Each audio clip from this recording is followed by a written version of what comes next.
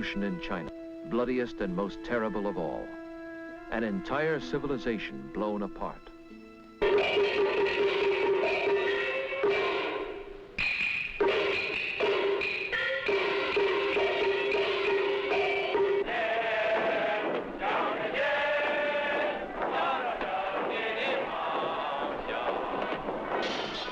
There are 700 million Chinese today, 1/4 of the human race, and they are taught to hate.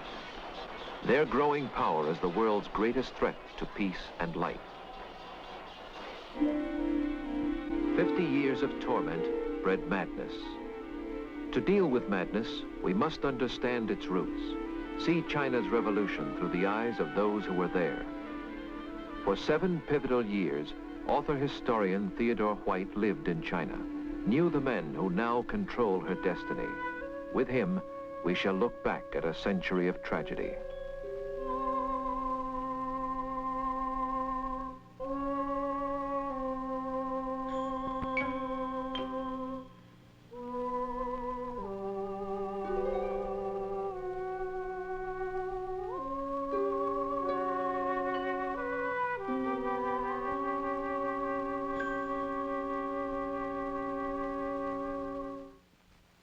For 18 years, we of the West have been excluded from China.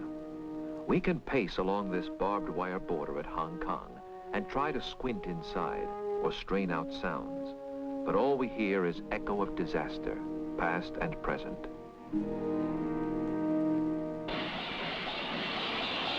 When we ask why, there is no other book of answers but the history of this century.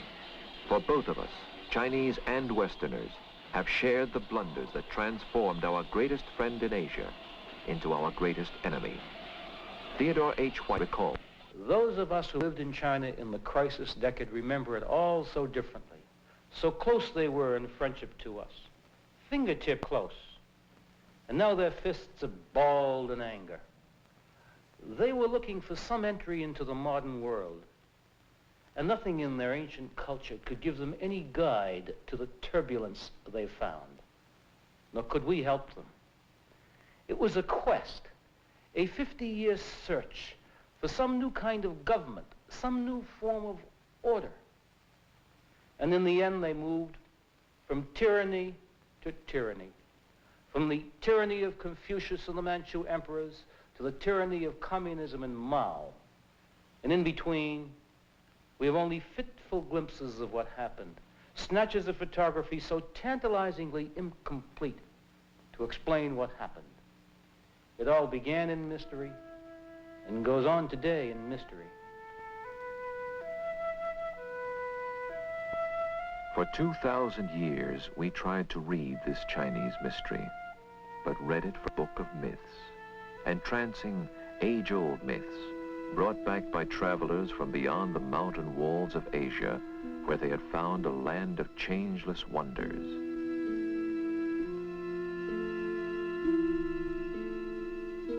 A strange serenity of spirit graced its hills with beauties. Bridges arched across the rivers as much to soothe the eye as help the wayfarer.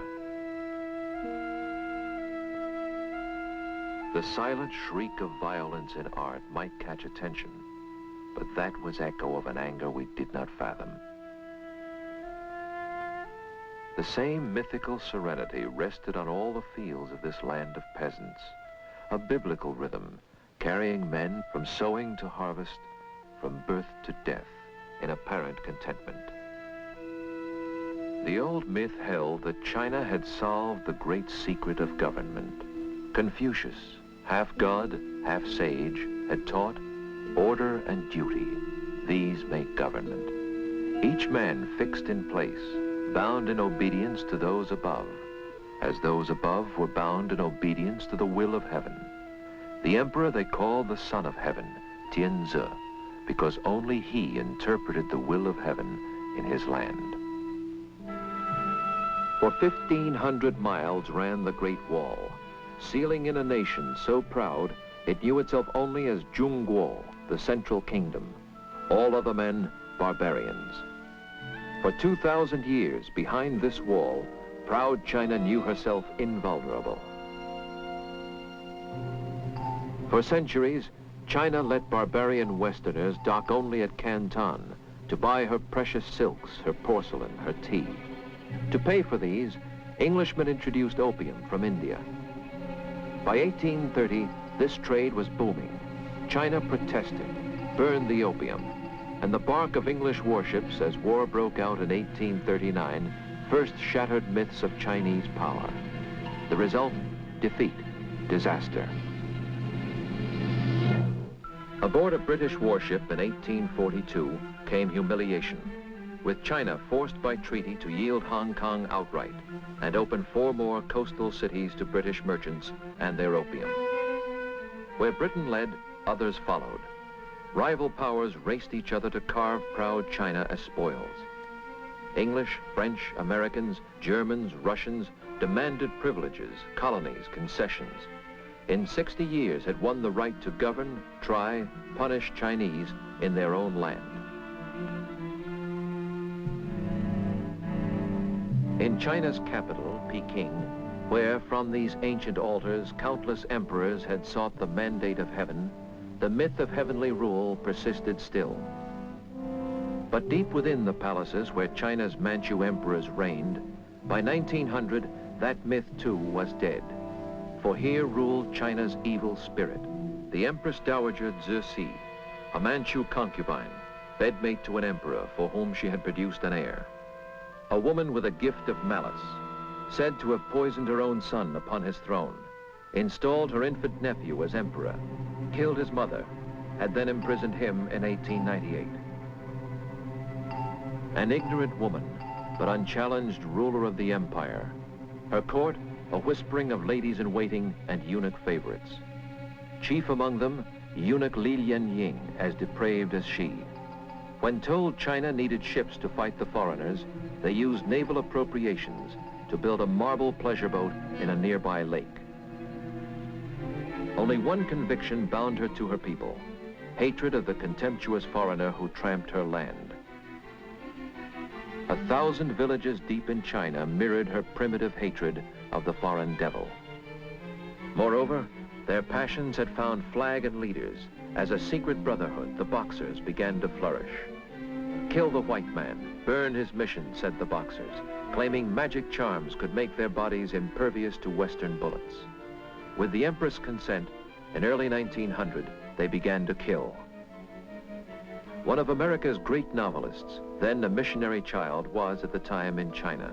Miss Pearl Buck recalls, the Empress Dowager had issued an edict that all white people were to be killed, and many had been killed, especially in the north, in Shandong, where men, women, and children, missionaries and business people too, had been killed. But we were so fortunate because we lived in the province of Jiangsu, and we had a very good viceroy, an intelligent man, and he knew that it was folly for the old empress to think that she could gain anything by killing the missionaries and the business people, because there would be terrible retribution. And so he was so courageous as to insert a negative, a no, a not, into the imperial edict, so that it read, we were not to be killed. And that's what saved our lives. Here at Peking, within these massive walls, for almost 2 months, 3,000 foreigners and Christian converts gathered under siege to fight for life. Their sandbagged embassies a bastion against Boxer fanatics. From around the world, navies rushed troops to raise the siege. Britons, Americans, Russians, French, Germans, Japanese raced with field guns and modern rifles, whose bullets no Boxer magic could resist.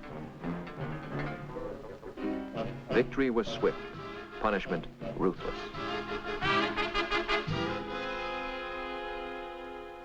North to south, foreign force patrolled the country. Japanese soldiers began to explore China's wealth and covet more. In the shadow of Peking's mighty ramparts, American soldiers tasted war on Asia's mainland for the first time and frolicked, China forever humbled.